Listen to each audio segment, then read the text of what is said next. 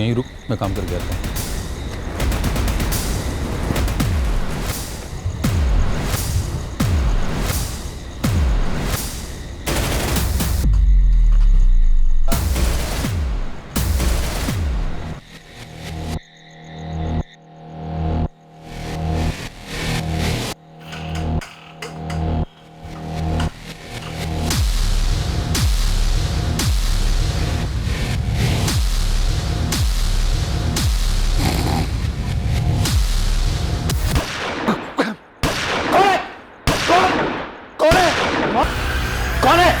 ये आवाज कैसे?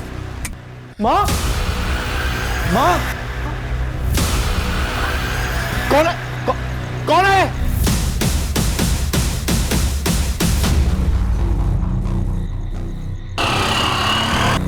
ये तो गोली चलने की आवाज है। कहाँ चली गोली? पापा की सांसें नहीं चल रही। हर्षी, एम्बुलेंस को फोन कीजिए तुरंत। अरे पहले पुलिस को फोन करना चाहिए। अरे पहले हॉस्पिटल तो लेके चलो, बाद में पुलिस को भी फोन कर लेंगे।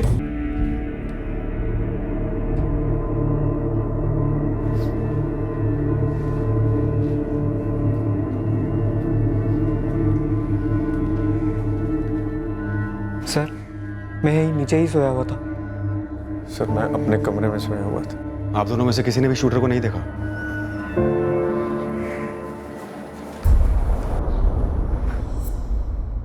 मैं उठ गया था, तब मैंने देखा कि कोई खिड़की से गोलियां बरसा रहा है। आप पहचान पाए उसे? जी नहीं, ठीक से देखा नहीं चेहरा। मैं बाहर की तरफ भागा। आसपास के सभी लोग जाग गए थे, बाहर भी आए, लेकिन तब तक वो गायब हो चुका था। मैं और मेरे पति जगदीश इसी कमरे में सोए हुए थे। अचानक से गोली की आवाज़ सुनाई दी। आवाज़ सुनकर हम दोनों उठे और बाहर के कमरे में गए। और अनीता, तुम? मैं बगल वाले कमरे में सोई थी। जब तुम दोनों बाहर गए तो वो हत्यारा खिड़की पे खड़ा था, फायर कर रहा था? मैंने तो नहीं देखा। और मैंने भी कुछ नहीं देखा। गोलियों की आवाज सुनकर हम सब तुरंत अपने घरों से बाहर आए। हम जब यहाँ पहुंचे तो देखा कि रघु जी गोली चलाने वाले को ढूंढ रहे थे। आप में से किसी ने भी किसी को यहाँ से भागते नहीं देखा? साहब जी, जब तक हम पहुंचे वो गायब हो चुका था। रघु जी, कविता जी हमेशा उसी बेड पर सोती थी? हाँ साहब। तो जाहिर सी बात है कि जो भी आए थे, हत्यारा या हत्यारे, पहले से जानते थे कि कविता जी हमेशा इसी खिड़की के पास होती थी। उन्होंने घर के अंदर घुसने की कोशिश भी नहीं की। सर, आप कह रहे हैं कि वो लोग सिर्फ माँ को मारने आए थे? लग तो ऐसा ही रहा है। सिर्फ उन्हीं पर इतनी सारी गोलियां चलाई गई, किसी और पर नहीं। लेकिन क्यों साहब? मेरी पत्नी की किसी से क्या दुश्मनी हो सकती है? इस सवाल का जवाब तो हमसे बेहतर आप दे सकेंगे।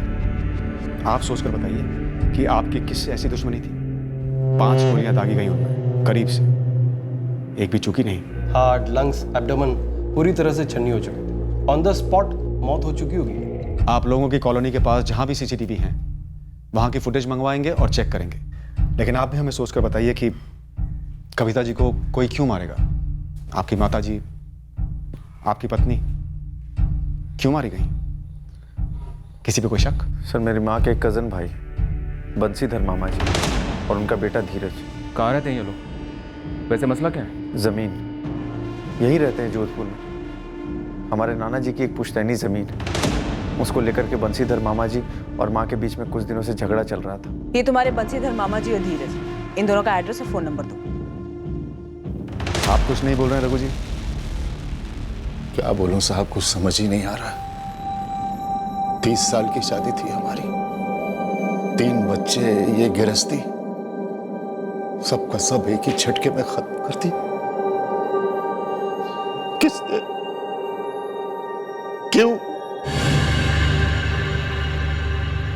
जी, अभी अभी एक फोन आया रिश्तेदार का, कविता की हत्या के बारे में। बंसीधर जी, आप और आपका बेटा धीरज तुरंत केवटिया पुलिस थाने आ जाइए, जरूरी बात करनी है। हमसे क्या बात करनी है आपको? और हम कविता के घर से काफी दूर रहते हैं, कदरिया चौक में, और वहां जो कुछ भी हुआ उसमें हम क्या बता सकते हैं आपको? बंसीधर जी, आप आइए, बात करते हैं। नहीं आए तो हमें आना होगा। हम आते हैं। जगदीश ने जमीन का मसला उठाया होगा पुलिस वालों के सामने। वो हमें फंसाने की कोशिश कर रहा है। देखते हैं।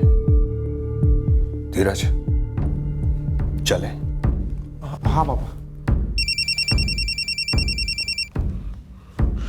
पापा, मैं 2 में तैयार होके आया। जल्दी बोल। कोई नहीं, टेंशन मत ले, मैं संभाल लूंगा।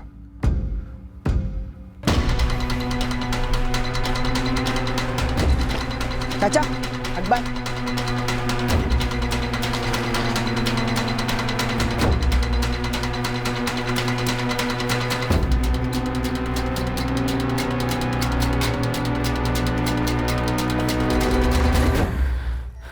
पापा, माँ मान नहीं रही थी, इसलिए मामा जी ने सुपारी उपारी दे दी। सब मामा जी का कराया हुआ है। सिर्फ जमीन के लिए भैया? मामा जी ऐसा करेंगे? तो और क्या वजह हो सकती? कौन कर सकता है ऐसा?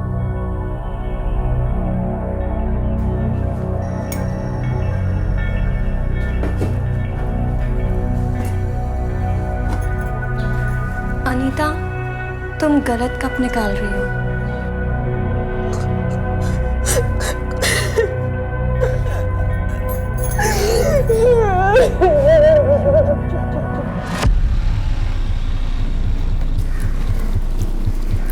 ठीक है। सलाम सर।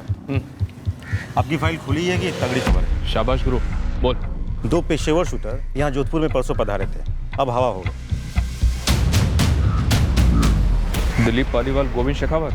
जयपुर में इनकी हिस्ट्री है। यहाँ जोधपुर में घंटाघर के पास एक लॉज में 2 दिनों के लिए डेरा डाले हुए थे। आज सुबह ही चेकआउट किए। तो कविता मर्डर में कोई इन्वॉल्वमेंट, कोई सुराग? सर जी, यहाँ जोधपुर में इन लोगों का मौजूद होना ही सबसे बड़ा सुराग है। यहाँ जोधपुर में कोई सैर सपाटे के लिए उतारे नहीं होंगे। गुरु, पता कर इस वक्त ये दोनों कहाँ हैं। देखते हैं क्या यही दोनों हैं जिन्होंने गोली चलाई। अगर यही हैं तो पक्का इनसे किसी ने गोली चलवाई है। आप सही कह रहे हैं, मसला भारी था जमीन का, क्योंकि आज जमीन की कीमत भी तो भारी है ना। कविता जी अड़ी हुई थी, इसलिए आप सौदा नहीं कर पा रहे थे जमीन का। दरअसल कविता और उसके पति रघु जी इतने अड़े हुए नहीं थे। उनका बेटा, क्या नाम, जगदीश, बड़ा अड़ियल है। वही उकसाता था कविता और रघु जी को। तो अब कविता जी तो रही नहीं, आपके रास्ते का कांटा निकल गया। अभी मेरी बहन की लाश शायद उनके घर वालों को मिली भी नहीं होगी और उन्होंने मुझ पर उंगली उठाना शुरू कर दिया। सर आप सोचिए, जब उन्हें मुझ पर इतना ही शक होता है तो क्या मैं पागल हूं जो मैं कविता को मरवाता? सीधी मुझ पर ही उंगली उठती ना सर। तुम कुछ नहीं बोल रहे हो धीरज? सर इसमें बोलने जैसा क्या है? जब हमने कुछ किया ही नहीं तो किस बात की सफाई थे? घरेलू मामला तो, और ऐसे मामले को थोड़ी कोई गोली चलाकर सुलझाता है। और ऐसे मौकों पर घर के बाहर के लोगों को ही संदिग्ध बनाया जाता है, घर के अंदर कोई झांक कर नहीं देखता। तो आप ही हमें बता दीजिए, क्या घर के अंदर कोई ऐसा कारण था जिसकी वजह से कविता, आपकी कजिन बहन का कत्ल हुआ? एक साधारण घरेलू गृहिणी की पीठ में 5-5 गोलियां बनती जी। धीरज सर, एक बात आप साफ साफ जान लीजिए, मेरी बहन कविता साधारण घरेलू किस्म की औरत थी। क्यों? घर में किसी को आपत्ति थी उनसे? आप लोगों को कविता की बेटी अनीता के बारे में पता है क्या? वो एक बार नहीं, 2 बार तलाक से गुजर चुकी। तो क्या इन 2 तलाकों की वजह से कत्ल हुआ हो सकता है? सर, जमीन के विवाद की कड़वाहट को लेकर कत्ल हो सकता है, तो रिश्तों की खटास की वजह से क्यों नहीं?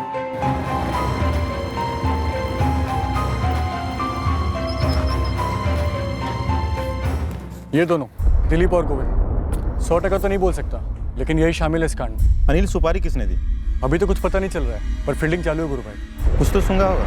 एक बात है भाई, कोई और पेशेवर मर्डर तो हुआ नहीं इतने दिन से हमारे जोधपुर में। अब ये 2 पेशेवर यहीं थे, तो 2 और 2 4 तो इन्हीं के साथ हो रहा है ना। तो जल्दी इन दोनों का पता लगा। अगर ये दोनों मिले तो सुपारी देने वाला भी मिलेगा या मिलेगी।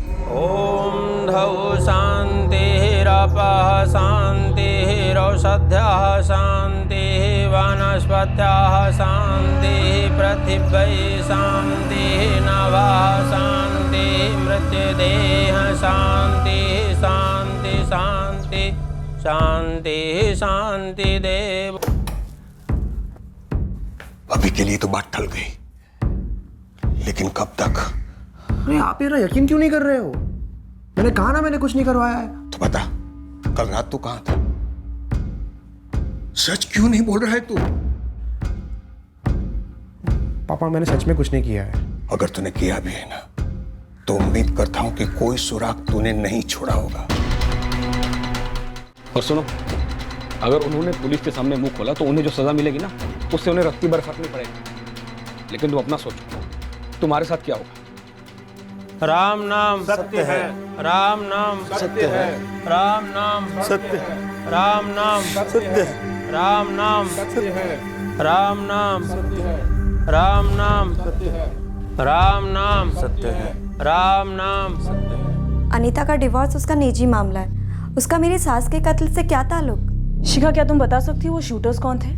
मैं कैसे बता सकती हूँ? तो फिर मेरे सवालों का जवाब तुम सवालों से मत दो। जो पूछ रही हूँ उसका सीधा सीधा और पूरा जवाब दो, वरना अनीता को मुझसे बात करने दो। तो अनीता, तुम्हारी 2 शादियां टूटी, सही कह रही हूँ मैं? क्यों बताना चाहिए अनीता के तलाक के बारे में? उसमें बताने जैसा है क्या? छुपाने जैसा क्या है जगदीश? सर, हमने कुछ छुपाया नहीं। तो फिर बताया क्यों नहीं? लेकिन आपने कुछ पूछा भी तो नहीं साहब। और बताने जैसा कुछ है भी तो नहीं पापा। है जगदीश, परिवार में जो कुछ भी हुआ हो वो बताना जरूरी है मर्डर केस में। कहां की रंजिश कौन किस पर निकालेगा ये कोई नहीं कह सकता। हम पूछे ना पूछे, लेकिन आपको हर चीज बतानी है। अनीता की पहली शादी हुई 2012 में विजय राठौर के साथ, और उसका तलाक हुआ 2014 में। उसके बाद उसकी दूसरी शादी कराई 2015 में ईश्वर सोनी के साथ। तलाक पिछले साल हुआ 2017 में। लाडू से पाला है हमने अनीता को, जानवरों से बदतर सलूक होता था उसके साथ। जब वो सह नहीं पाई तब बोली हमसे। सर, क्या आप लोगों को विजय और ईश्वर के खिलाफ कुछ मिला है? क्या उन लोगों ने हमला कराया मेरी माँ पे? कोई कारण था उनके पास तुम्हारी मां पे हमला करवाने का? डिवोर्स से नाखुश थे?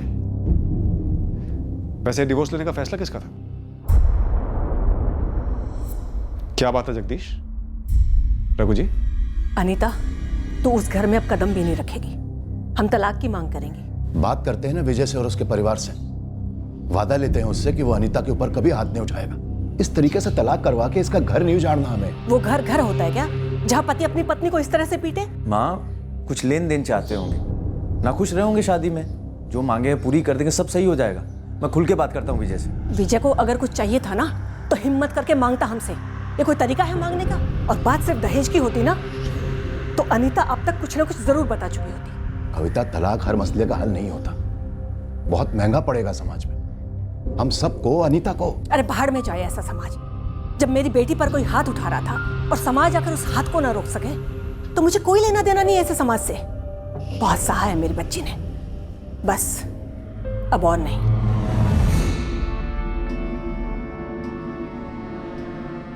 माँ, अब आप कहेंगे कि ईश्वर से भी तलाक ले लो? तुम्हें दिखाई नहीं दे रहा? तुम्हारी बहन का क्या हाल किया है उसने? उसके बाद भी उस जानवर के पास भेजना चाहोगे उसे? शिखा, अगर जगदीश तुम्हें इस तरह से मारता पीटता तो तुम सह लेती? नहीं सहती माँ जी, गलत है ये तो। कविता, बड़ी मेहनत करके दूसरी शादी करवाई अनीता की। तो हम और मेहनत करेंगे और तीसरी शादी करवाएंगे। विजय और ईश्वर गलत थे, इसके लिए गलती हमारी थी, हमने चुना, लेकिन इस बार सही चुनेंगे। ऐसे भी बिरादरी में इतनी बदनामी हो चुकी है। जब मेरी बेटी घर के अंदर दर्द से कराह रही थी तो बिरादरी आई थी उसका हालचाल पूछने के लिए। सुनो जी, हमारे जमाने में औरतों ने बहुत कुछ सहा है, लेकिन अब नहीं। हमारे जमाने में मैंने तुम पर कभी हाथ उठाया कविता? नहीं जी, ये तो मेरी किस्मत अच्छी थी जो इतना प्यार और इज्जत देने वाला पति मिला। लेकिन मैं चाहती हूँ कि जगदीश भी शिखा के साथ में ऐसे ही पेश आए, और जब पंकज की शादी हो तो वो भी अपनी पत्नी के साथ में ऐसे ही पेश आए, और अनीता का तीसरा पति भी ऐसे ही पेश आए। 2 बार तलाक हुई औरत को हमारे इस शहर में एक अच्छा आदमी मिलना मुश्किल ही नहीं, नामुमकिन है। जब तक अनीता के लिए सीधा ढंग का इंसान नहीं मिल जाता है ना, अनीता यहीं रहेगी हमारे साथ। जगदीश, वकील को बुलाओ, तलाक का नोटिस भिजवा दो ईश्वर को। चट्टान की तरह मेरे साथ खड़ी रही माँ, हमेशा। अनीता, ये विजय और ये ईश्वर, क्या ये दोनों डिवोर्स के लिए खुशी खुशी राजी हुए थे? वो तो नहीं पता मैडम, मुझे इतना पता है कि वो दोनों मुझसे कभी खुश नहीं थे। रघु जी, आपकी पत्नी कविता जी एक मजबूत औरत थी। घर की नींव थी वो, छत भी थी। कविता मुश्किल फैसले बहुत सही तरीके से लेती थी, जो मैं कभी नहीं ले पाता। वाकई बहुत मजबूत औरत थी। हम सबकी ताकत थी।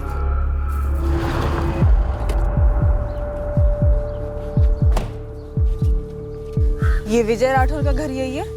जी मैं माँ हूँ विजय की। क्यों मिलना है? क्या आपको पता है कि विजय राठौर की भूतपूर्व सास कविता खत्री, उनका मर्डर हो गया है? जी पता चला। किसी ने बताया? मुझे इसी सिलसिले में विजय से बात करनी। कहाँ है वो? काश आप ऐसा कर सकते। क्या मतलब? मेरे बेटे को गुजरे 2 साल हो चुके हैं।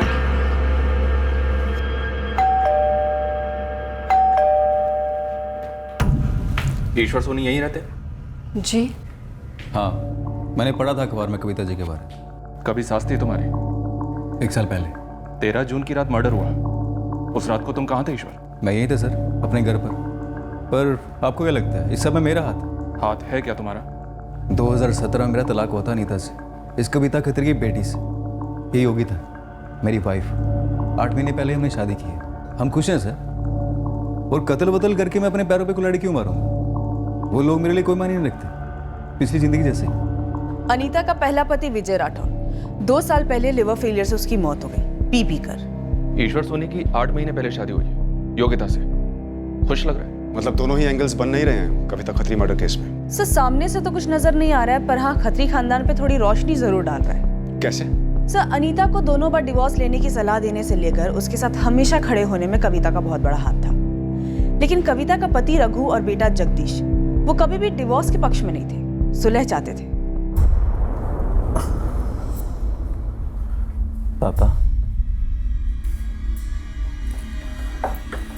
पापा ये वक्त मजबूत रहने का है। माँ ने सालों तक इस घर को संभाला है। उसके जाने के बाद हम इस घर को बिखरने नहीं दे सकते।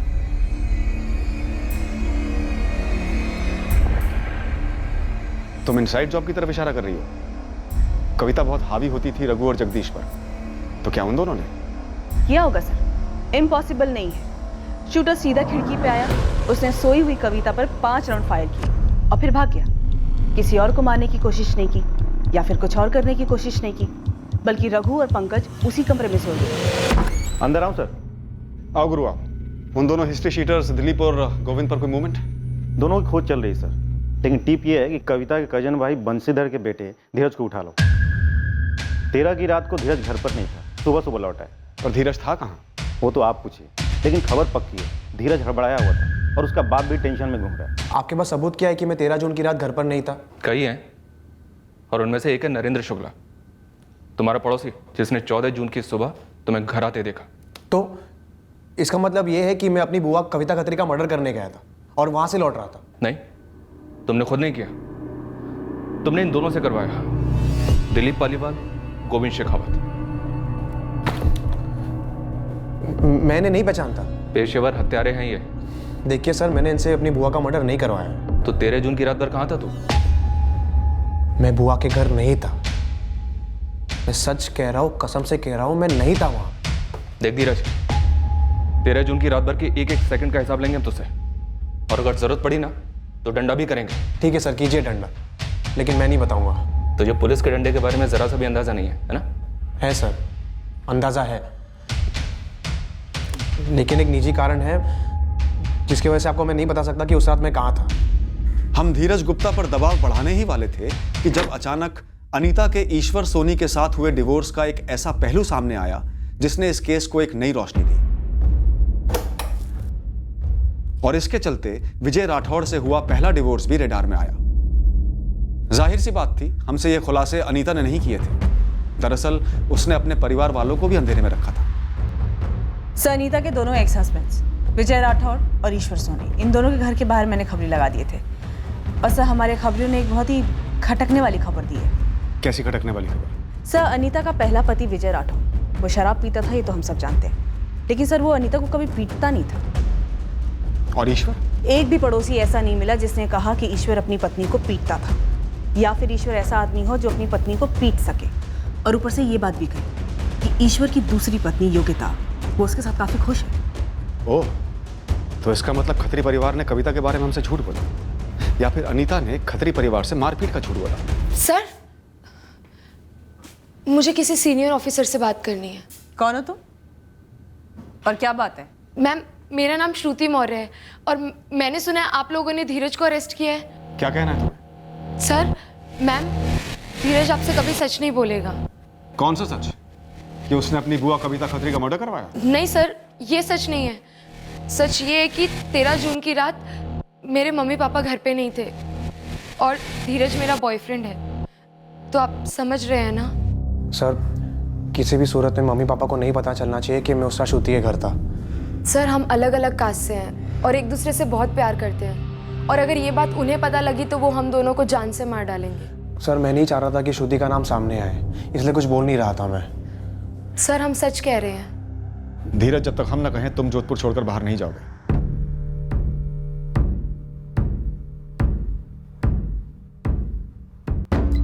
देखो, तुम्हारी वजह से मेरी जान खतरे में आ गई। वो पेशेवर हथियार हैं, अगर उन्हें पैसे नहीं मिले तो मुझे छोड़ेंगे नहीं और ना ही तुम्हें छोड़ेंगे। अरे मैंने तुम्हारी मदद की और तुमने मेरी जान खतरे में डाल दी। तुम्हें समझ आ रहा है कुछ? वाह, कविता जी का मर्डर होने के बाद पहली बार ये पूछना किसी ने जरूरी समझा। और अनीता ने मेरे पति के खिलाफ घिनौने और बेबुनियाद इल्जाम लगाए थे, लेकिन मुझे खुशी है कि ये मेरी जिंदगी में आए। और मुझे खुशी है कि आप इल्जाम नहीं लगा रहे बल्कि पूछ रहे हैं इस बारे। तो बताइए, सच क्या है? सच तो ये है सर कि अनीता झूठ बोलती थी। मैंने बेल्ट से तो क्या, कभी इसको थप्पड़ तक नहीं मारा, कभी हाथ तक नहीं उठाया उसको। तो फिर अनीता अपनी माँ से झूठ क्यों बोलती थी? वो तो सर आप उसी से पूछिए। लाडली थी उस घर की, जो वो बोलती उसकी माँ सच मान लेती थी। ये बिल्कुल झूठ था कि विजय पीकर अनीता के साथ मारपीट किया करता था। ऐसा कभी भी कुछ नहीं हुआ। तो फिर अनीता और उसकी माँ कविता खत्री ने जब उस पर मारपीट का आरोप लगाया तो विजय ने मना क्यों नहीं किया? देखिए, विजय पियक्कड़ था ये सभी जानते थे, फिर एक पियक्कड़ की बात पे कोई भरोसा क्यों करता? ऊपर से अगर विजय अपनी सफाई में कुछ भी कहने की कोशिश करता तो मारपीट, दहेज वहेज कोई भी केस ठोक देते अनीता और उसके घर वाले। इससे तो हमारी मुसीबत और दुगनी हो जाती ना। 99% केसेस में क्या होता है, लड़की जैसे ही लड़के पे मारपीट का आरोप लगाती है, लड़का जेल के अंदर। आप तो जानते ही होंगे, आप ही लोग करते हैं। और मुझे जेल जाने का कोई शौक नहीं। ऊपर से मैं शौक था अनीता ने मुझ पर ऐसे इल्जाम लगाए, इसलिए चुपचाप डाइवोर्स दे दिया। अनीता, क्या ये सच है? अनीता, माँ तेरे लिए इतना लड़ी, हर बार तेरा साथ दिया, और तूने झूठ बोला क्यों? अनीता, हम कहीं सुनी पर नहीं जा रहे हैं। हमने बहुत छानबीन करके पता लगाया है कि ना तो विजय राठौड़ तुम्हें टॉर्चर किया करता था और ना ईश्वर सोनी। तो फिर माजरा क्या था? और तेरी माँ तेरे इस झूठ को पकड़ ही नहीं पाई।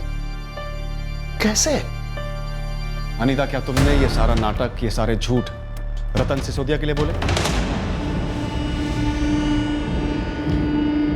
ये चैट मैसेजेस, ये सारे मैसेजेस तुम्हारे हैं रतन सिसोदिया के साथ। और अनीता, इन्हें देख के तो लग रहा है कि तुम्हारी काफी पुरानी जान पहचान है उससे। हम सब जानते हैं रतन, हमारे एरिया में ही रहता है। नमस्कार, वेलकम, सुस्वागतम। पधारो हमारा देश। जोधपुर के शानदार शहर में आप सभी लोगों का बहुत बहुत स्वागत है। मैं रतन सिसोदिया, आज के लिए आपका टूर गाइड। मैं वादा करता हूं कि आज के दिन ना तो मैं ना ये शहर आपको किसी भी तरह से निराश करे। तो आज के लिए हमारा सबसे पहला स्टॉप है जोधपुर का घंटाघर। वहां से हम मशहूर मेहरानगढ़ फोर्ट जाएंगे। ये जोधपुर की शान माना जाता है। अभी 11:30 बज रहे हैं, हम 1 बजे तक यहीं रहेंगे। वैसे तो इस शानदार गढ़ को पूरी तरह देखने और समझने के लिए पूरे 2 दिन लगते हैं। अनीता, जवाब दे। कब से चक्कर चल रहा है तेरा रतन सिसोदिया के साथ? बोल। कोई बात नहीं, हमारी टीम गई है उसे लाने। 2 डंडे मारेंगे, सारा चक्कर सामने आ जाएगा। नहीं नहीं सर, आपसे कभी नहीं मारेंगे। और हमारा कोई चक्कर वक्कर नहीं है, प्यार है हमारा, सच्चा प्यार, सालों का प्यार। तुम्हारी पहली शादी से भी पहले का। तो ये विजय और ईश्वर वाली बात हमारी आंखों में धूल झोंकने के लिए किया तूने? हाँ? तेरी माँ को ये सब कुछ मालूम था? बिल्कुल नहीं पापा, हम सब लव मैरिज के खिलाफ थे। मैं कभी अपने दिल की बात किसी से कह ही नहीं पाई। तेरी माँ एक टांग पर खड़े होकर सबसे लड़ी। जानती हूँ पापा, पर मैं फिर भी कभी कुछ नहीं कह पाई। और वैसे भी आप खुद ही तो कहते थे कि मैं कभी अपने पसंद का लड़का नहीं चुन सकती। अरे कहा था तो क्या तू ऐसा कर देगी? 2 लोगों पर झूठे इल्जाम। अनीता, कहीं ऐसा तो नहीं कि कविता जी ने तुम्हारी चोरी पकड़ ली हो और तुमने रतन के साथ मिलकर उन्हें? नहीं नहीं सर, आप ये कैसी बातें कर रहे हैं? रतन तो खुद 1 महीने बाद भैया और पापा से मेरा हाथ मांगने वाला था। 8 साल पुराना रिश्ता है हमारा। मैं उससे शादी करना चाहता था। हम सबको सब कुछ बताने वाले थे साहब। और उसके पहले ही कविता जी को पता चल गया, और इससे पहले कि वो किसी और को कुछ बोलती या विरोध करती, तुमने उन्हें मरवा दिया। अनीता सच बोल। मैंने कुछ भी नहीं किया है। अगर रतन ने ये सब करवाया है ना, मैं कभी उसका चेहरा भी नहीं देखूंगी। अब रतन पे इल्जाम लगा रही, जैसे पहले विजय और ईश्वर पे इल्जाम लगाया। हाँ, उन दोनों की जिंदगी खराब, यहाँ हम सब परेशान, बस इस एक झूठ के लिए। डर के मारे मैंने झूठे इल्जाम जरूर लगाए थे, पर ये भी बिल्कुल सच है पापा। मैंने या रतन ने माँ को नहीं मरवाया है। साहब गरीब फैमिली से हूँ, बहुत मुश्किल से मेहनत करके टूरिस्ट गाइड बना हूँ। आपको ऐसा क्यों लगता है कि अनीता की माँ को मारकर मैं उसे शादी कर पाता? शायद वही सबसे बड़ी अड़चन हो। अड़चन कैसी साहब? वो तो हमेशा अनीता का साइड लेती थी, अड़चन दूर करती थी, बल्कि सपोर्ट करती है हमारा। लव मैरिज में नहीं करती। करना होता तो पहली शादी के पहले ही बोल दिया होता अनीता ने घर पे। साहब अनीता का 2 बार डिवोर्स हो चुका है। अब जाके मैं उसकी माँ से उसका हाथ मांगने वाला था। तो तुझे मालूम था कि अनीता जो कुछ भी अपने पतियों के बारे में बता रही है वो बड़ा चढ़ा कर बता रही है? साहब अंदाजा था मुझे, लेकिन मैं और अनीता एक दूसरे से प्यार करते हैं, तो वो वहां उसके पतियों के साथ खुश कैसे रह पाती? और साहब उसकी माँ को मारकर मैं उसके साथ कैसे खुश रह पाऊंगा? सर जी, अनीता और रतन की पिछले महीनों की मूवमेंट नहीं करी। किसी सुपारी वाले से मिलने की कोई निशानी नहीं है। दिलीप पालीवाल और गोविंद शेखावत की कोई खबर? सारे पुलिस स्टेशन अलर्ट पर हैं, फिर भी उनका कोई ठिकाना नहीं मिल रहा। मेरे बंदे सारे हिस्ट्री शीटर्स का भेजा खा रहे हैं, कहीं से कुछ सामने नहीं आ रहा। पेशेवर हैं तो सुपारी तो निकली होगी इस कविता खत्री की। कविता का पति रघु और बेटा जगदीश, इनके खिलाफ भी कुछ ठोस हाथ नहीं लगा। मेरा शक इन पर ज्यादा जाता है। कहीं कोई गेम तो नहीं खेल रहे दोनों? कोई बीच वाला रेफरी होगा इस गेम में, जिसके जरिए ये दोनों पेशेवर हत्यारे गोविंद और दिलीप के कांटेक्ट में आए होंगे। क्योंकि सर जी, इंटरनेट से ढूंढने से कोई पेशेवर हत्यारा तो मिलेगा नहीं, और शायद वही बीच वाले बंदे की वजह से आपको ये बाप बेटे के खिलाफ कुछ मिल नहीं रहा हो। गुरु, इनकी फर्टिलाइजर की दुकान है, तू एक अलग टीम लेके जा। जितने भी दोस्त हैं, दुश्मन हैं, इनके सबको खंगाल। कोई ना कोई सुराग तो मिलना ही चाहिए।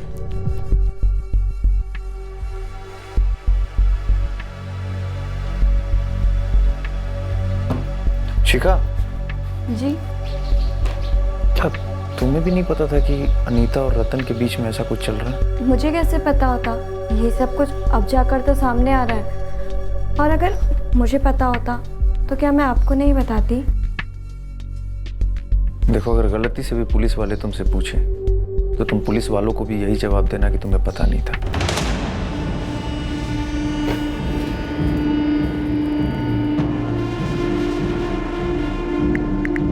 कैसे हो? मारा तुम्हें पुलिस ने?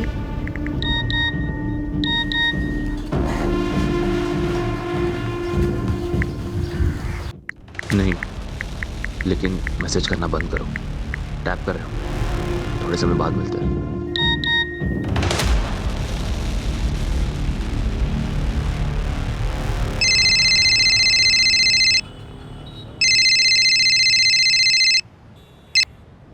हेलो, मैं केवटिया पुलिस थाने जोधपुर से बोल रही हूँ। आप कौन बोल रही हैं? जी मैं हिना कुरैशी बोल रही हूँ। कहाँ से बोल रही हैं आप?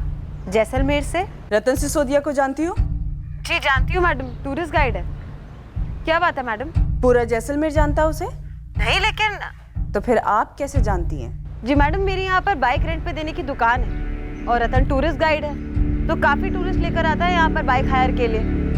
पर आप क्यों पूछ रही हैं? काफी बातें होती हैं आपकी रतन से फोन पर। ओह मैडम, क्या मतलब है आपका? हाँ, यहाँ मेरे पास 1 दर्जन बाइक है, और मेरे शौहर आमिर कुरैशी की किले के अंदर आर्टिफैक्ट की एयर कंडीशन दुकान।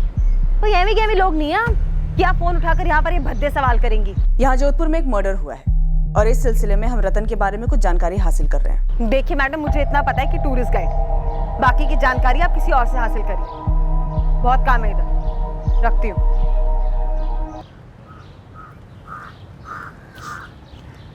पुलिस मुझ तक कैसे पहुंच गई? रतन के फोन रिकॉर्ड में तो ऐसा कुछ भी नहीं दिख रहा है जो मर्डर से जुड़ सके। अनीता के भी नहीं। अनीता और रतन के चैट रिकॉर्ड्स में से कुछ नहीं मिला सर। वो लड़का धीरज और उसका पिता बंसीधर, कुछ नहीं? कुछ नहीं सर। कविता खत्री की किसी से कोई पर्सनल लड़ाई, किसी अगल बगल के पड़ोसी से? जी नहीं सर, सिवाय कविता के कजन ब्रदर के साथ जमीन का मसला और बेटी के दोनों डिवोर्स की टेंशन को छोड़कर सारा ट्रैक रिकॉर्ड क्लियर है। मतलब हम घूम घूम कर वहीं आ गए जहां से हम शुरू हुए थे। इस केस में हमें कोई लीड मिल क्यों नहीं रही है? ये दोनों हत्यारे दिलीप पालीवाल और गोविंद शेखावत आखिर कहाँ छुपे हैं? लेडीज टेलर का मर्डर। नंदलाल नाम है, नंदलाल सैनी। अपने मेहता नगर में ही दुकान है उसकी। कौन करने वाला है अनिल? कमलेश वर्मा करके एक हिस्ट्री शीटर है। उससे खबर मिली है कि दिलीप पालीवाल और गोविंद शेखावत ये मर्डर करने वाले हैं। दिलीप और गोविंद दोनों जोधपुर में? कहाँ है ये नहीं मालूम। कमलेश उनका पुराना साथी है, उसने बताया। कब होने वाला है नंदलाल का मर्डर? वो कुछ नहीं बोला, पर खबर कमलेश को कल रात को मिली कहीं से। लेकिन ये ladies tailor Nandlal sign underground चला गया और दुकान पर ताला है।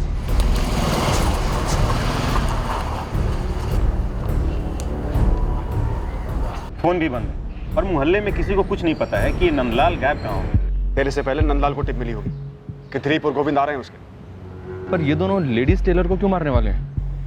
किसी लेडीज पे कोई हाथ डाला क्या? उसी टाइप की कोई दुश्मनी निकाल रहे हैं? पता नहीं सर, और ये भी नहीं पता कि मारने का कब प्लान है। अगर प्लान बना है तो ये दोनों दिलीप और गोविंद या तो जोधपुर आ चुके हैं या आने वाले हैं। फैल जाओ सब, चप्पा चप्पा छान मारो। वैसे भी हमें दिलीप और गोविंद चाहिए चाहिए। कविता मर्डर केस में खोद डालो पूरे शहर को इन सालों के लिए। पूरे जोधपुर में एक सीक्रेट अंडरकवर ऑपरेशन लॉन्च किया गया इन दो हिस्ट्री शीटर्स को धरने के लिए, दिलीप पालीवाल और गोविंद शेखावत। लेडीज टेलर नंदलाल सैनी के लिए भी खोज की गई, जिसके कत्ल की टिप हमें दी गई थी। हमें पता चलने वाला था कि नंदलाल सैनी 2 रात पहले ही घर छोड़कर निकल गया था।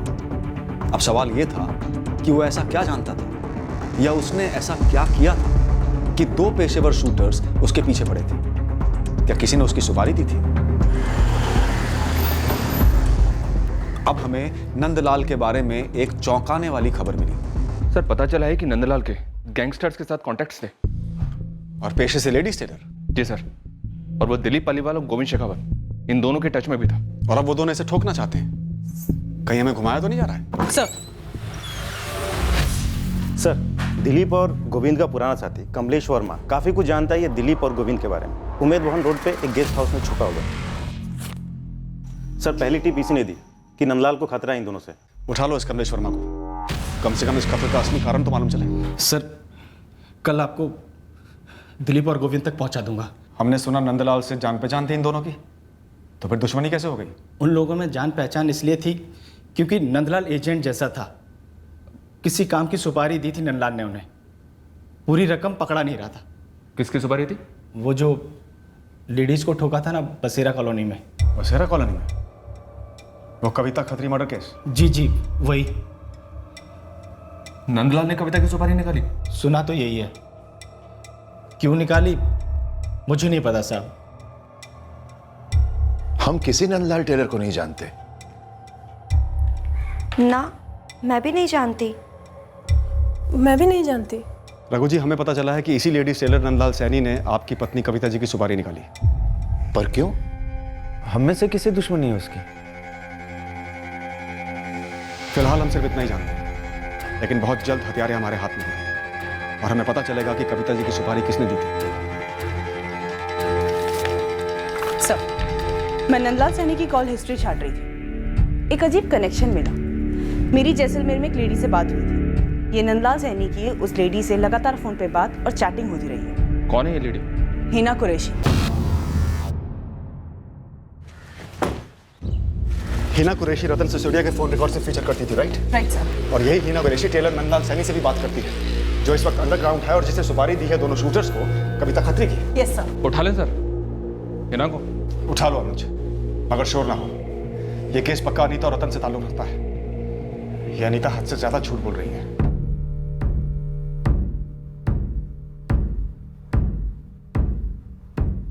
माँ जी ने कभी तुमसे जिक्र किया था इस नंदलाल टेलर का? नहीं, मुझे तो कभी कुछ नहीं कहा। फिर ऐसी भी क्या दुश्मनी रही होगी उसकी माँ जी से? मुझे तो कुछ गड़बड़ लग रहा है पापा। कोई दर्जी माँ का कत्ल क्यों करवाएगा? कुछ समझ में नहीं आ रहा। हमारे घर ऐसा क्यों हुआ? कविता ने आखिर नंदलाल के साथ ऐसा क्या किया था? हर एक लेडीज टेलर को जानना गुनाह कैसे हो गया? और मुझे तो ये समझ में नहीं आ रहा, इसका मतलब ये कैसे है कि मैं किसी मर्डर में शामिल हूँ? जोधपुर में तुम्हारा मायका जिस एरिया में है, नंदलाल टेलर की दुकान भी उसी एरिया में है ना? मेहता नगर। अरे मैडम, उस एरिया में कौन नहीं है? दर्जी से लेकर मंत्री तक सब तो है। नंदलाल ने बसेरा कॉलोनी में रहने वाली कविता खत्री की सुपारी निकाली। वो तुम्हें जानता है, तुम रतन को जानती हो, और रतन कविता खत्री की बेटी अनीता खत्री को प्यार करता है। तुम सब एक दूसरे से जुड़े हुए हो ना। इत्तेफाक है ये मैडम कि मैं इस टूरिस्ट गाइड और इस लेडीज टेलर को जानती हूँ। बाकी मुझे कविता खत्री के बारे में कुछ नहीं पता है। बाकी बातें हम थाने में करेंगे ही ना। अच्छी जगह है वो झूठ बोलने के लिए।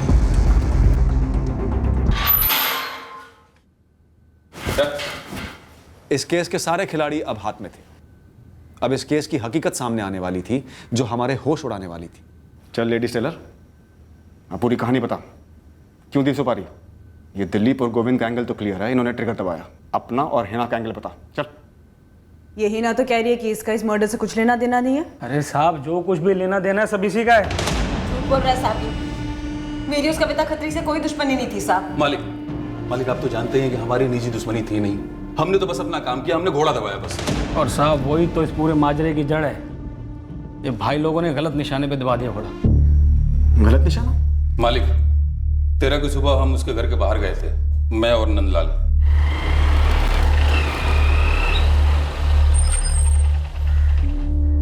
इसे कहते हैं तकदीर।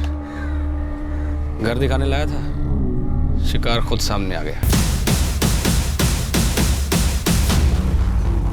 यही है पीली साड़ी वाली। उस रात दिलीप को लेके मैं उस घर गया।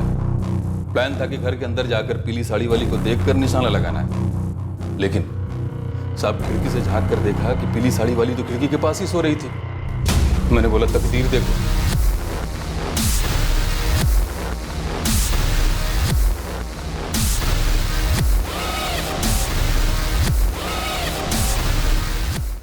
सब सेम साड़ी थी, सेम। अब मुझे क्या पता कि घर में 2 लोग एक ही कलर की साड़ी पहनेंगे। ऊपर से नंदलाल सुपारी का पैसे नहीं दे रहा था। ये ले। अरे भाई मैं कहाँ से देता पैसे? ये हिना मुझे कहाँ दे रही थी? मैं क्यों देती पैसा? माना अनीता को था, सुपारी उसकी थी, और साहब ये जाके उसकी अम्मी को मारा है। इसमें मुझे क्या मिलना था? ये क्या बात हुई साहब? हमें एक मर्डर का कॉन्ट्रैक्ट मिला, हमने मर्डर किया, अब हमको ईमानदारी से हमारा पैसा मिलना चाहिए कि नहीं? साहब मैंने अनीता ही दिखाई थी और इन लोगों ने जाके कविता जी को मार दिया बेकार में। तो मैं क्यों दूं बेकार में पैसा? क्या पेड़ पे उगते हैं? अनीता से क्या दुश्मनी है तुम्हारी? हिना बोल, वरना अभी तेरी सारी अकड़ ना कुरेद के निकालूंगी। रतन। रतन? रतन उसे मरवाना चाहता था? काश ऐसा होता सा। ओह, भी तो उससे शादी करना चाहता था।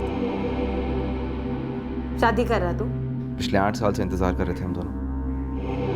2 पतियों को तलाक दे चुकी है अनीता, तो अब जाकर उसके माँ बाप से बात करने वाला हूँ मैं। यहाँ देख, मेरे साथ मजे मार रहा था। हिना तू भी तो मजे ही मार रही थी ना अपने शौहर आमिर कुरैशी के पीठ पीछे। जब मेरे पीछे पड़ा था तब तूने मुझे बोला कि तेरी गर्लफ्रेंड है, तू शादी करने वाला है। क्या फर्क पड़ता है हिना? देख, उसका तेरे मेरे बीच आने का कोई सवाल ही नहीं बनता। वो अपनी जगह और तू अपनी जगह। और वैसे भी मैंने तुझसे कोई शादी वादी का वादा तो नहीं किया था ना? रतन, मैंने हमेशा तुझे सब कुछ बताया, एक एक बात बताई। शादीशुदा हूँ, पहले जो जो किया है सब कुछ तूने बताया। बताने से क्या बदल जाता? तू शादीशुदा, घर गृहस्थी है, और हफ्ते में का दिन मैं हूं, वो तो आगे भी रहूंगा। तो फिर क्यों जलवल कर बीवी वाली हरकतें कर रही है? रहने देना। और वैसे भी मेरी असली जिंदगी अनीता है और तेरी असली जिंदगी आमिर मियां है। हम दोनों एक दूसरे के लिए बस एक टाइम पास है। तस्वीर दिखा अपनी असली जिंदगी की।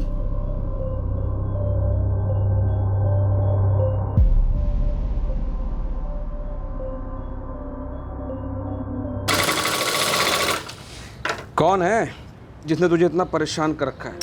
नाम बता, बीचों बीच काट डालूंगा साले को। साला नहीं, साली है नंदलाल भाई। जीना हराम कर रखा इसने मेरा। करना क्या है? सामने से हटाना है या पूरे रास्ते से? पूरे रास्ते से नंदलाल भाई।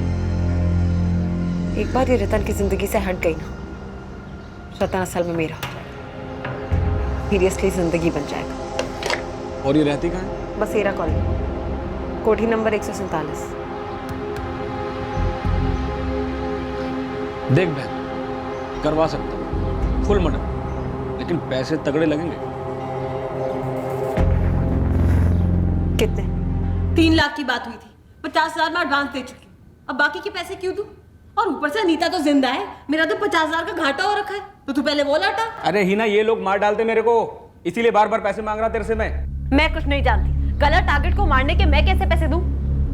देखो तुम्हारी वजह से मेरी जान खतरे में आ गई। वो पेशेवर हत्यारे हैं, अगर उन्हें पैसे नहीं मिले तो मुझे छोड़ेंगे नहीं और ना ही तुम्हें छोड़ेंगे। वो तुम दोनों जानो, मेरी कहीं भी दुश्मन को नहीं मारा ना, मैं एक दमड़ी नहीं दूंगी, और आप मेरे 50,000 वापस कर दीजिए तुरंत। भले ही तुम लोगों का निशाना गलत था, पर मर्डर तो हुआ है। तुम लोगों पर अलग अलग चार्जेस लगेंगे। मुझ पर क्यों चार्ज लगेगा साहब?